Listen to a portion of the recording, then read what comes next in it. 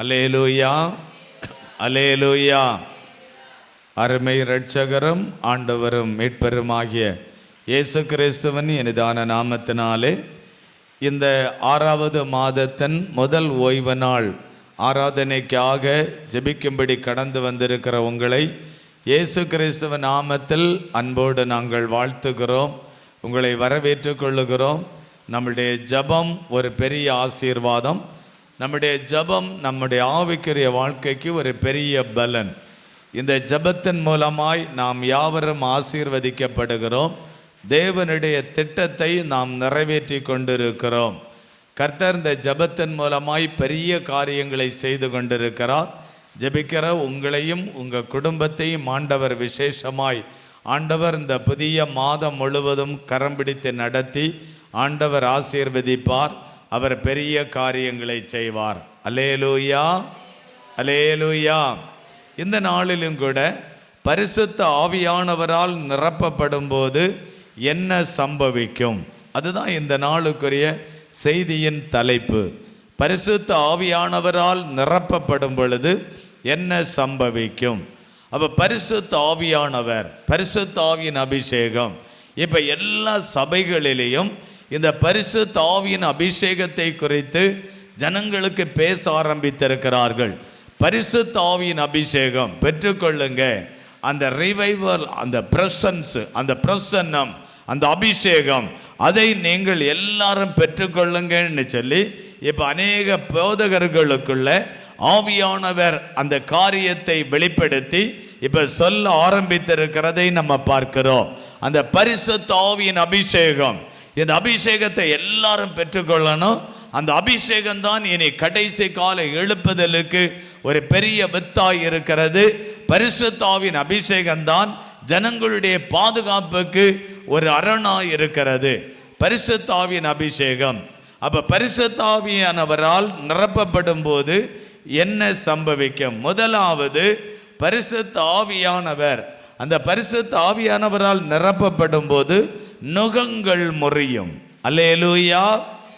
ஏசாயா 10ஆம் அதிகாரம் 27வது வசனத்தை நம்ம வாசிக்க கேட்போம். ஏசாயா 10ஆம் அதிகாரம் 27வது வசனம். மைக்கில் வாசிங்க. அந்நாளில் உன் தோளில் நின்று அவன் சுமையும், உன் கழுத்து நின்று அவன் நுகமும் நீக்கப்படும். அபிஷேகத்தினால் நுகம் முறிந்து போகும். நுகம் என்றால் பாவம், சாபம், வியாதி, பிசாசின் போராட்டங்கள். இதுதான் நுகம். இது முழுவதுமாய் முறிந்து போகும்.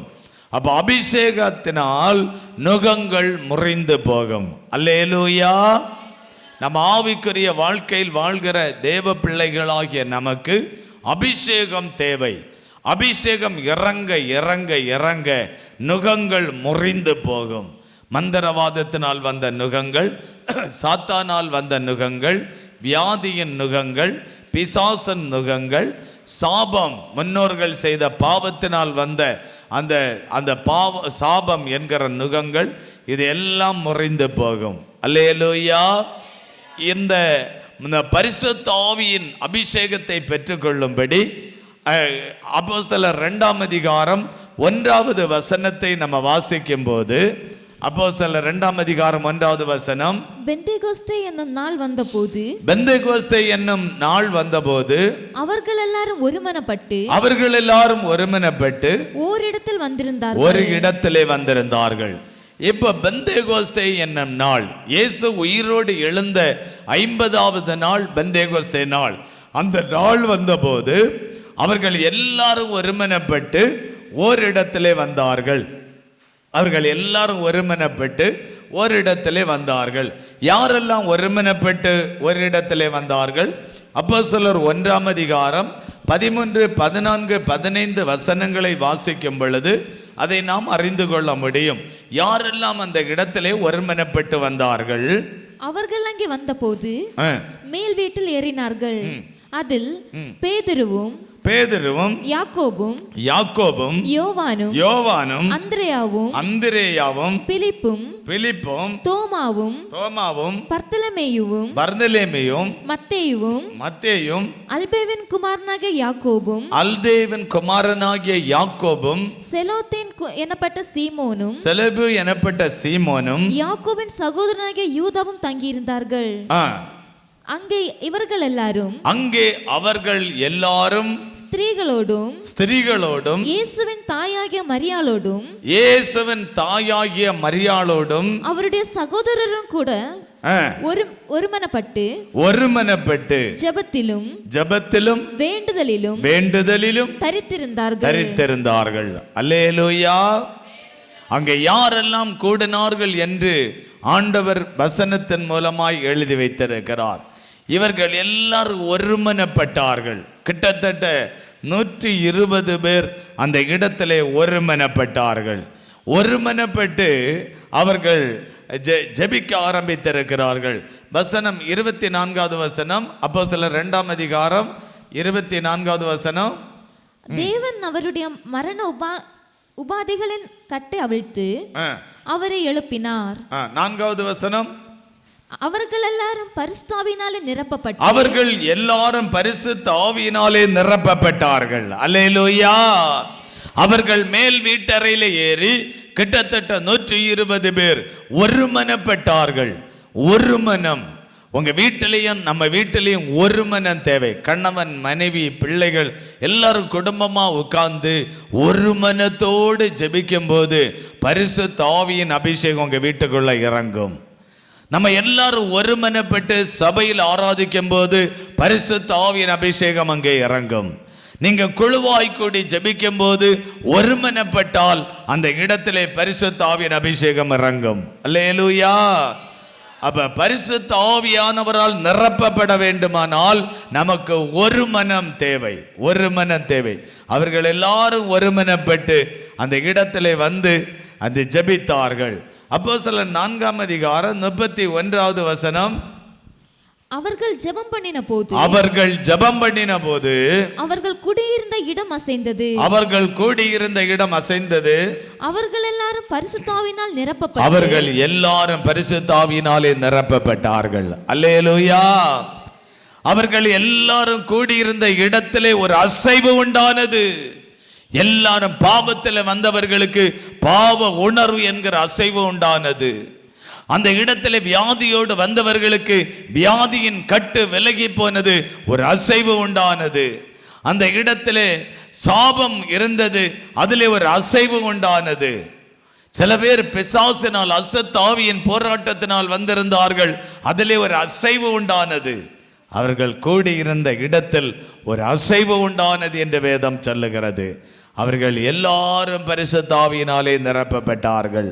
அல்லேலூயா. பரிசுத்த ஆவியானவர் இறங்க இறங்க நுகங்கள் முறியும். பரிசுத்த ஆவியானவர் இறங்க இறங்க இறங்க சாபங்கள் முறியும். பரிசுத்த ஆவியானவர் இறங்க இறங்க இறங்க அந்த அபிஷேகம் இறங்க இறங்க தரித்திரங்கள் மாறும், தடைகள் மாறும். பரிசுத்த ஆவியின் அபிஷேகம் இறங்க இறங்க உங்களுக்கு எதிரான பிரச்சனைகள் மாறும். இஸ்ரவேல் ஜனங்கள் சிவந்த செங்கடலுக்கு முன்பதாக அங்கே ஒரு தடை இருந்தது. எல்லாரும் மோசேயும் ஜனங்களும் ஒருமனப்பட்டு ஜெபித்த போது கடலே பிளந்து போனது, கடல் 2ஆய் பிரிந்து போனது, அங்கே அபிஷேகம் இறங்கினது. அப்போஸ்தலர் 13ஆம் அதிகாரம் 52வது வசனம். அப்போஸ்தலர் 13ஆம் அதிகாரம் 52வது வசனம். சீஷர்கள் சந்தோஷத்தினாலும் பரிசுத்த ஆவியினாலும் நிரப்பப்பட்டார்கள். சீஷர்கள் அவர்கள் சந்தோஷப்பட்டார்கள். இப்ப பரிசுத்த ஆவியானவர் அங்க ஒருமனப்பட்ட அந்த இடத்துல கூடின போது பரிசுத்த ஆவியானவர் இறங்கினார். அங்க வியாதிப்பட்டவங்க, பிசாசு பிடிச்சவங்க, பாவத்தில் இருந்தவங்க, இனி வாழ முடியாதுங்கிற சூழ்நிலையில வாழ்ந்தவங்க, இப்படி 120 பேர் கூடி ஒருமனப்பட்டு ஜெபித்த போது பரிசுத்த ஆவியானவர் இறங்கி எல்லாருக்கும் ஒரு விடுதலை வெளிப்பட்டது. எல்லாருக்குள்ள பரிசுத்த ஆவியானவர் இறங்கினார். வசனம் சொல்லுகிறது அவர்கள் சந்தோஷப்பட்டார்கள். அல்லேலூயா. உங்க வீட்டுல பரிசுத்த ஆவியின் அபிஷேகம் இறங்கும் போது அந்த சாபங்கள் மாறும், தரித்திரங்கள் மாறும், கடன் பிரச்சனை மாறும், வியாதிகள் நீங்கும், அந்த போராட்டமே மாறும். அப்பொழுது உங்க வீடு சந்தோஷமாய் மாறும். அல்லேலூயா. உங்க குடும்பம் சந்தோஷமாய் மாறும். அவர்கள் சந்தோஷப்பட்டார்கள் என்று கர்த்தருடைய வசனம் சொல்லுகிறது. அப்ப பரிசுத்த ஆவியானவரால் நிரப்பப்படும் போது முதல்ல நடக்கிற ஒரு சம்பவமே நுகங்கள் முறியும். உங்க வீட்டுக்குள்ள என்ன நுகங்கள் இருந்தாலும் அது அப்படியே முறிந்து போய்விடும். உங்க பிள்ளைகளுடைய வாழ்க்கையில என்ன நுகங்கள் இருந்தாலும் அது அப்படியே முறிந்து போய்விடும். உங்க வாழ்க்கையில என்ன நுகங்கள் இருந்தாலும் அது அப்படியே முறிந்து போய்விடும். அபிஷேகத்துக்காக ஜபம் பண்ணுங்க. 120 பேர் மேல் வீட்டறையில் ஒருமனப்பட்டு அபிஷேகத்துக்காக ஜபம் பண்ணின போது பரிசுத்த ஆவியின் அபிஷேகம் அங்க இறங்க இறங்க அந்த ஜனங்களுக்குள்ள இருந்த நுகங்கள் அப்படியே முறிந்து போய்விட்டது. அல்லேலூயா. நிறைய பேர் பரிசுத்த ஆவியின் அபிஷேகத்தை நம்பாதவர்கள் இருக்கிறார்கள். போதகர்கள், விசுவாசிகள் நிறைய பேர் நம்ப மாட்டார்கள். வேதம் தெளிவாய் சொல்லுகிறது 120 பேர் மேல் வீட்டறையில் கூடி ஜபித்த போது பரிசுத்த ஆவியின் அபிஷேகம் இறங்கினது. அங்கே பலவிதமான நுகத்தோடு வந்த அந்த ஜனங்கள் மத்தியில் ஆவியானவர் ஊற்றப்பட்ட அபிஷேகம் அது விடுதலை கொண்டு வந்தது. பெரிய விடுதலை. அல்லேலூயா. உங்க வீட்டுக்குள்ள விடுதலை, அந்த அபிஷேகம் இறங்க இறங்க ஒரு விடுதலை. அதுக்காக நீங்க ஜபம் பண்ணணும் என்று ஆண்டவர் சொல்லுகிறார். இரண்டாவதாக பரிசுத்த ஆவியானவரால் நிரப்பப்படும் போது ஆவிக்குரிய பலன், ஆவிக்குரிய ஒரு பலன் உண்டாகும். பரிசுத்த ஆவியானவர் நம்மை நிரப்ப நிரப்ப நிரப்ப ஒரு ஆவிக்குரிய பலன் நமக்குள்ளே வருவதை காண்பீர்கள். 1 பேதுரு 5ஆம் அதிகாரம் 8வது வசனத்தை நம்ம வாசிக்க கேட்போம். 1 பேதுரு 5ஆம் அதிகாரம் 8வது வசனம். தெளிந்த புத்தியுள்ளவர்களாய் இருங்கள், விழித்திருங்கள். ஏனெனில் உங்கள் எதிராளியாகிய பிசாசானவன் நல்ல கவனிங்க போதும். உங்கள் எதிராளியாகிய பிசாசானவன் ஒரு ஆவிக்குரிய பலன் நமக்கு இருந்தால் மட்டும்தான் நம்ம அந்த பிசாசை எதிர்த்து நிற்க முடியும். காரணம் என்ன தெரியுமா?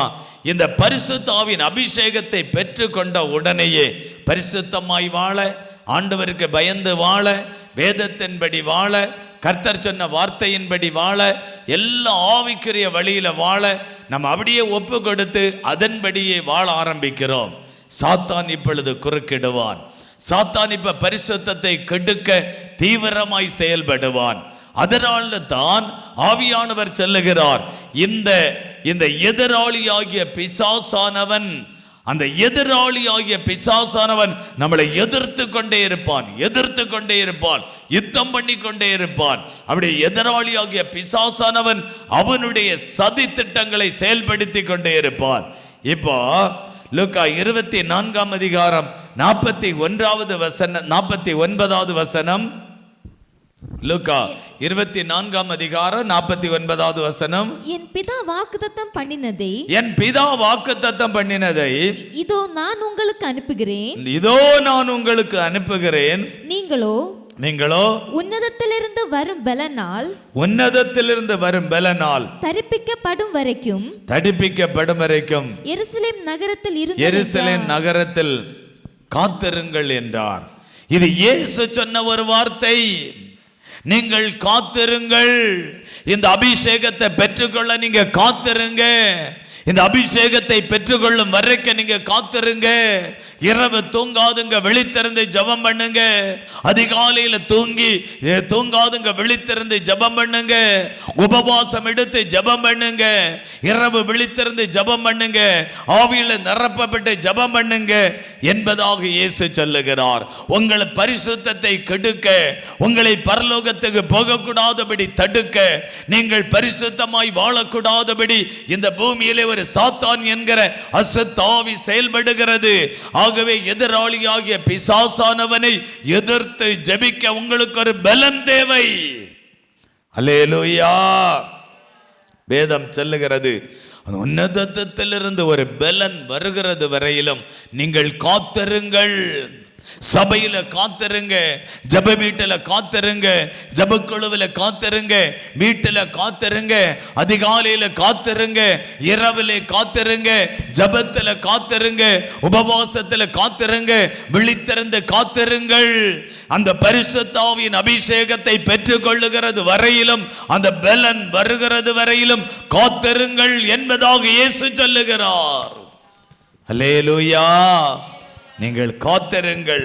அப்போஸ்தலர் 1 வசனத்தை வாசிக்கும் பொழுது, அப்போஸ்தலர் 1 பரிசுத்த ஆவி உங்களிடத்தில் வரும்போது, பரிசுத்த ஆவி உங்களிடத்தில் வரும்போது நீங்கள் பலனடைந்து எருசலேமிலும் யூதேயா முழுவதிலும் சமாரியாவிலும் பூமியின் கடைசி பரியந்தமும் எனக்கு சாட்சிகளாயிருங்கள் என்றார். நீங்கள் சாட்சி உள்ள வாழ்க்கை வாழ வேண்டும். நீங்கள் சாட்சியான ஒரு வாழ்க்கை வாழ வேண்டுமானால் நீங்கள் அந்த ஆவிக்குரிய பலனை பெற்றுக்கொள்ள வேண்டும். இல்லாவிட்டால் ஒருவர் நமக்கு எதிராளியாய் வரும் பொழுது நாமும் அவர்களுக்கு கோபம் உண்டவர்களாய் எழும்பி விடுகிறோம். அவனை விட நம்ம எதிராளியாய் மாறி விடுகிறோம். அவனை விட எதிர்த்து நிற்கிறோம். ஆண்டவர் சொல்லுகிறார், நீங்க அந்த எதிராளியாகிய பிசாசானவனை எதிர்த்து யுத்தம் பண்ணி ஜெபிக்க நீங்க காத்திருங்க. காத்திருந்து ஜெபித்து அந்த அபிஷேகத்தை பெற்றுக்கொள்ளுங்க. அப்பதான் நீங்க சாட்சியாய் வாழ முடியும். அல்லேலூயா. உங்க வாழ்க்கை ஒரு சாட்சியாய் இருக்க வேண்டும். நீங்க உங்க பெயர் ஒருத்தர் சொல்லும் போது அவ்வளவு சாந்தம், அவ்வளவு அமைதி, அப்படி ஒரு நல்ல குணம், நல்ல கீழ்ப்படிதல், நல்ல ஆவிக்குரிய வாழ்க்கை, இப்படி மற்றவர்கள் உங்களை சொல்ற அளவுக்கு சாட்சியாய் வாழ வேண்டும் என்று கர்த்தர் விரும்புகிறார். அல்லேலூயா. கொலோசியர் 3 சொல்லுகிறது. கொலோசியர் 3 இப்பொழுதோ கோபமும் மூர்க்கமும் பொறாமையும் உங்கள் வாயில் பிறக்கலாகாத தூஷணமும் வம்பு வார்த்தைகளும் ஆகிய இவைகளையெல்லாம் விட்டு விலகுங்கள். இப்ப இந்த அபிஷேகம் இல்லாவிட்டால் நமக்குள்ள என்ன வருமாம்? அபிஷேகத்தை பெற்றுக்கொள்ளணும்னா காத்திருக்கணும். காத்திருந்தாதான் சாட்சியாய் வாழ முடியும். இப்ப காத்திருக்காவிட்டால், ஜபிக்காவிட்டால், அந்த அபிஷேகம் இல்லாவிட்டால் நமக்குள்ள என்ன வருமாம்? கோபம் வரும், மூர்க்க குணம் வரும், பொறாமை வரும், வாயிலிருந்து சொல்லக்கூடாத வார்த்தைகள் வரும், தூஷணம் வரும், வம்பு வார்த்தைகள் வரும். இதெல்லாம் வந்துடும் என்று இயேசு சொல்லுகிறார். அல்லேலூயா. அப்ப நம்ம ஆவிக்குரிய அபிஷேகத்தை பெற்றுக்கொள்ளும் போது இந்த வார்த்தைகளுக்கெல்லாம் கர்த்தர் விலக்கி நம்மளை காத்துக் கொள்ளுவார். சாத்தான் சொல்லுவான், பாத்தியா அவன் எதிர்த்து வாரான், அவனுக்கு பேசு, அவனை விட அதிகமா பேசு. அவன் உன்னை கிட்ட ஒருத்த பேசுறான், நீ அதை விட அதிகமா பேசு. இப்ப அவனை எதிர்த்து வாரான், அவனுக்கு அதிகமா பேசு. சாத்தான் நம்மளை தூண்டிக் கொண்டே இருப்பான். அப்ப இதிலிருந்து நம்ம பாதுகாக்கப்பட வேண்டுமானால் ஒரு அபிஷேகம் நமக்கு தேவை. அல்லேலூயா. நீங்க சாட்சி உள்ள ஒரு வாழ்க்கை இந்த உலகத்தில் வாழ வேண்டுமானால் அந்த அபிஷேகம் நமக்கு தேவை. வேலை செய்யற இடத்துல நீங்க சாட்சியாய் வாழ வேண்டும். நீங்கள் கிறிஸ்தவர்கள் என்பதை சாட்சியாய் எங்கள் காண்பிக்க வேண்டும். போற இடத்துல வர இடத்துல மற்றவர்களுக்கு மத்தியில சாட்சியாய் வாழ வேண்டும். அல்லேலூயா. எனக்கு ஒரு நல்ல குணமா கெட்ட குணமான்னு தெரியாது. நமக்கு ஒருத்தங்களை பிடிக்கல, நமக்கு எதிராளியா இருக்கிறாங்க, அதுக்கப்புறம் நம்ம அவங்கள்ட்ட எந்த உறவும் எந்த காரியமும் நம்ம வைக்க வேண்டியதில்லை.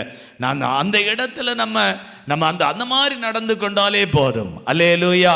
அவங்கள திட்டாண்டா, அவங்கள பேசாண்டா, அவங்கள எதிர்க்கண்டா, அவங்கள அந்த ஒண்ணுமே நம்ம செய்ய வேண்டியதில்லை. நமக்கு பிடிக்கலையா, நமக்கு எதிராளியா இருக்கிறாங்களா, நம்ம அப்படியே விட்டு ஒதுங்கி போனா போதும். அவங்கள நல்லவர்களாய் வாழ உங்க ஜெபத்துல நீங்க அவங்களை தாங்கி கொண்டால் போதும். அல்லேலூயா. அவர்களை கர்த்தர் பார்த்து கொள்ளுவார், அவர்களை கர்த்தர் நடத்துவார், அவர்கள் கர்த்தருக்கு பதில் கொடுப்பார்கள். ஆவிக்குரிய பலன் நம்ம பெற்றுக்கொள்ளணும்னு கர்த்தர் விரும்ப. 3வது கடைசியாக ஆவியின் வரங்களை பெற்றுக்கொள்ளணுமாம். பரிசுத்த ஆவியானவரால் நிரப்பப்படும் போது ஆவிக்குரிய வரம், அந்த வரம் நமக்கு ரொம்ப முக்கியம். அப்போஸ்தலர் 2 அதிகாரம் 38 வாசிக்கும் போது, அப்போஸ்தலர் 2:38 வாசிப்போம். பேதுரு அவர்களை நோக்கி நீங்கள் மனம் திரும்புங்க. இப்ப நமக்கு ஆவிக்குரிய வரத்தை பெற்றுக்கொள்ளணும்னா முதலாவது மனம் திரும்புங்க. செய்யற பாவத்தை விடுங்க.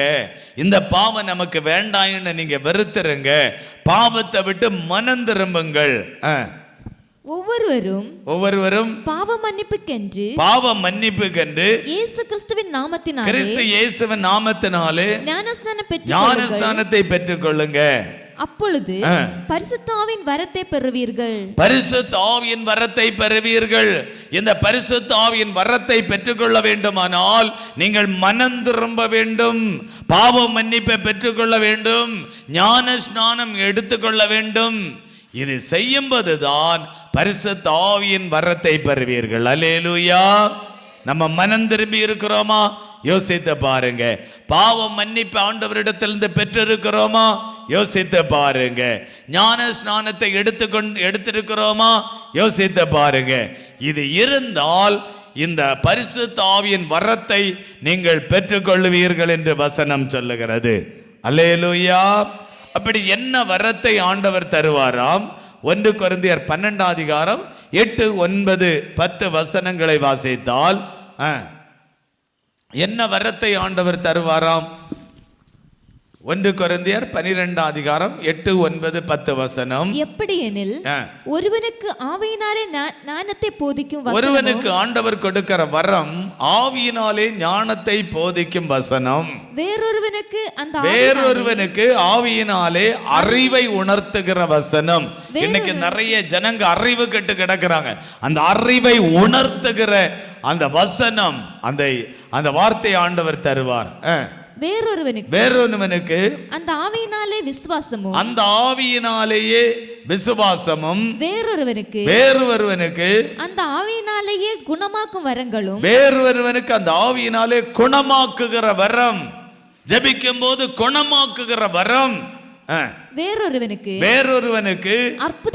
அற்புதங்களை செய்கிற சக்தியும், வேறொருவனுக்கு தீர்க்க தரிசனம் உரைத்தலும், வேறொருவனுக்கு ஆவிகளை பகுத்தறிதல். ஆவிகளை, இந்த இவனுக்கு என்ன ஆவி, இவளுக்கு என்ன ஆவி பிடிச்சிருக்கு, சர்ப்பத்தின் ஆவியா, அஸ்தரோத்தின் ஆவியா, இல்லை என்ன ஆவி பிடித்திருக்கிறது என்பதை வியாக்கியானுகிற ஒரு காரியத்தை, அதை பகுத்தறிகிற ஆசீர்வாதத்தையும், வேறொருவனுக்கு பற்பல பாஷைகளை பேசுதல், பற்பல பாஷைகள், அந்த பற்பல பாஷைகளை பேசுகிற அந்த அபிஷேகத்தையும், வேறொருவனுக்கு பாஷைகளை வியாக்கியானம் பண்ணுகிற அபிஷேகத்தையும் ஆண்டவர் தருவார். அல்லேலூயா. 9 வரங்களை தருவார். இதுல எத்தனை வரம் நம்மிடத்துல இருக்கு? இங்க விசுவாசிகளாய் இருக்கிற நம்ம கிட்ட எத்தனை வரம் நம்மகிட்ட இருக்கு? யோசித்து பாருங்க. இல்லாவிட்டால் நீங்க போய் காத்திருங்க, அந்த அபிஷேகத்தை பெற்றுக்கொள்ளுங்க, நீங்க வரத்தை பெறுவீர்கள் என்று கர்த்தர் சொல்லுகிறார். இனி இந்த கடைசி காலம், இந்த கடைசி கால எழுப்புதல், கடைசி கால சுவிசேஷகம் அறிவிக்க, கடைசி காலம் ஊழியம் செய்ய, கடைசி காலம் இயேசு வரப்போகிற காலத்தில் இதையெல்லாம் இனி பெற்றுக்கொண்டு வாழும்போதுதான் இந்த உலகத்தில் நம்ம வாழ முடியும். பரிசுத்த ஆவியானவரால் நிரப்பப்படும் போது நடக்கிற சம்பவங்கள், நுகங்கள் முதலாவது முறையும், 2வது ஆவிக்குரிய பலன் நமக்கு உண்டாகும், 3வது பரிசுத்த ஆவியானவர் நிரப்பப்படும் போது வரங்கள் செயல்பட ஆரம்பிக்கும். அல்லேலூயா. இந்த 3 ஆசீர்வாதத்தை எனக்கு தாருங்க ஆண்டவரே. எல்லாரும் அப்படியே முழங்கால் படிட்டு ஜெபிப்போமா? எல்லாரும் ஜெபம் பண்ணுங்க. எல்லாரும் ஜெபிக்க போகிறோம். ஹல்லேலூயா. கிறிஸ்துவுக்குள் வாழும் எனக்கு எப்போதும் வெற்றி உண்டு. கிறிஸ்துவுக்குள் வாழும் எனக்கு எப்போதும் வெற்றி உண்டு. என்ன துன்பம் வந்தாலும் நான் கலங்கிடவே மாட்டேன். என்ன துன்பம் வந்தாலும் நான் கலங்கிடவே மாட்டேன். யார் என்ன சொன்னாலும் யார் என்ன சொன்னாலும் நான் சோர்ந்து போக மாட்டேன், நான் சோர்ந்து போக மாட்டேன். கிறிஸ்துவுக்குள் வாழும் எனக்கு எப்போதும் வெற்றி உண்டு, கிறிஸ்துவுக்குள் வாழும் எனக்கு எப்போதும் வெற்றி உண்டு. அப்படி எல்லாரும் வலது கரத்தை உயர்த்தி பரிசுத்த ஆவியினாலே என்னை நிரப்புங்க ஆண்டவரே, பரிசுத்த ஆவியினாலே என் குடும்பத்தை நிரப்புங்க, புருஷனை நிரப்புங்க. புருஷனுக்காய் ஜெபம் பண்ணுங்க, உங்க பிள்ளைகளுக்காய் ஜெபம் பண்ணுங்க, உங்க குடும்பத்தில் உள்ளவர்களுக்காய் ஜெபம் பண்ணுங்க. மாமனாரு மாமியாரு நாத்தனாரு உங்க யாரெல்லாம் இருக்கிறாங்களோ எல்லாருக்காண்டி ஜெபம் பண்ணுங்க. பரிசுத்த ஆவியின் அபிஷேகத்தினால் நிரப்புங்கப்பா, நிரப்புங்க. பிள்ளைகளுக்காக, மருமக்களுக்காக, பேர பிள்ளைகளுக்காக, எல்லாருக்காகவும் ஜெபிக்கிற ஆண்டவரே நிரப்புங்கப்பா, நிரப்புங்கப்பா ஆண்டவரே. அவர்கள் மேல் இருக்கிற நுகங்கள் முறியட்டும், குடிவெறி என்கிற நுகங்கள் முறியட்டும், வியாதி என்கிற நுகங்கள் முறியட்டும், தரித்திரை என்கிற நுகங்கள் முறியட்டும், சாபம் என்கிற நுகங்கள் முறியட்டும். நுகங்கள் முறிவதாக, நுகங்கள் முறிவதாக, நுகங்கள் முறிவதாக. ஆண்டவரே பிள்ளைகளுக்கு ஒரு ஆவிக்குரிய பலனை கொடுங்க, ஆவிக்குரிய பலனை கொடுங்க. சாட்சியாய் வாழணும், குடிகாரனாய் வாழ்ந்தவன் மனம் திரும்பி சாட்சியாய் வாழணும். பாவத்துல ஆண்டவரே, பாவத்துல வாழ்ந்தவை சாட்சியாய் வாழணும். ஆண்டவரே ஆவிக்குரிய பலனை கொடுப்பீராக, ஆவிக்குரிய பலனை கொடுப்பீராக. ஆண்டவரே ஆவியின் வரங்களை தருவீராக. 9 வரத்தை எங்களுக்கு தாரும், 9 வரம். அதுல தேவன் எங்களுக்கு என்ன வரத்தை தர சித்தமாய் இருக்கிறீரோ அந்த வரத்தை தார ஆண்டவரே. நாங்க ஜெபம் பண்ணினா பே ஓடணும், நாங்க ஜெபம் பண்ணினா வியாதிகள் குணமாகணும். இயேசுவே எங்களை ஆசீர்வதிங்க. பரிசுத்த ஆவியின் அபிஷேகம், அந்த அக்கினி அபிஷேக வல்லமை இந்த இடத்துல இருக்கிற ஒவ்வொருவரும் பெற்றுக்கொள்ளட்டும், ஒவ்வொருவரும் பெற்றுக்கொள்ளட்டும், ஒவ்வொருவரும் பெற்றுக்கொள்ளட்டும். அப்பா அப்பா ஆண்டவரே, இந்த ஆராதனையை பார்க்கிற ஒவ்வொருவரும் அந்த பரிசுத்த ஆவியின் அபிஷேகத்தை பெற்றுக்கொண்டு சாட்சியாய் வாழ கர்த்தர் கிருபை தார். உம்முடைய நாமம் எங்கள் மத்தியிலே மகிமைப்பட்டதற்காய் ஸ்தோத்திரம். இயேசு கிறிஸ்துவின் நாமத்தில் ஜெபிக்கிறோம். ஜெபங்களின் ஜீவனுள்ள எங்கள் நல்ல பிதாவே, ஆமேன், ஆமேன். என் ஆத்துமாவே கர்த்தரை ஸ்தோத்திரி, என் முழு உள்ளமே அவருடைய பரிசுத்த நாமத்தை ஸ்தோத்திரி. என் ஆத்துமாவே கர்த்தரை ஸ்தோத்திரி, கர்த்தர் செய்த சகல உபகாரங்களை மறவாதே. ஆமேன்.